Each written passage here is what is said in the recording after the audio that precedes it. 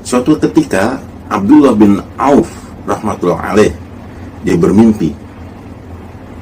Di dalam mimpinya itu adalah hari kiamat terjadi.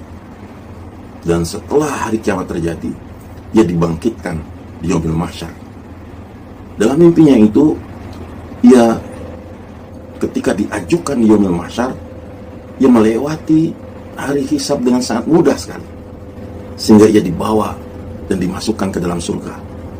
Begitu ia masuk ke dalam surga, ditunjukkan kepadanya istana-istana. Malaikat yang mengantarnya mengatakan, inilah istana-istana untukmu. Coba hitung, berapa istana yang disediakan untukmu itu? Maka Abdullah bin Auf dia mulai menghitung istana yang ada di situ. Dia hitung hanya pintu gerbangnya saja. Maka dilihat ternyata pintu gerbangnya ada 50. Berarti ada 50 istana yang disediakan untuk dirinya. Lalu malaikat itu berkata, masuklah ke dalam istana. Dia pun masuk ke dalam istana. Dan ternyata di dalam istana itu ada rumah-rumah. Malaikat itu berkata lagi, hitunglah berapa rumah yang disediakan dalam setiap istana.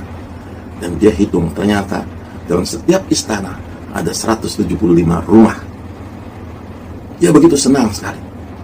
Ketika ia bertanya, untuk siapakah ini? Maka malaikat itu menjawab, ini semua adalah untukmu. Saat itulah ia terbangun dari tidurnya. Ia terhenti dari mimpinya. Dan begitu pagi-pagi sekali, ia langsung menemui Syekh Ibnu Sirin rahmatullah alaih, seorang ulama yang sangat menguasai tentang takbir mimpi. Maka ia ceritakan mimpinya itu kepada Syekh Ibnu Sirin rahmatullah alaih. Apa dijawab oleh Ibnu Sirin rahmatullah alaih? Beliau katakan, engkau terlalu banyak membaca ayat kursi. Dia berkata, bagaimana engkau tahu? Maka Ibnu Sirin menjawab, karena di dalam ayat kursi ada 50 lafaz dan terdiri dari 175 huruf.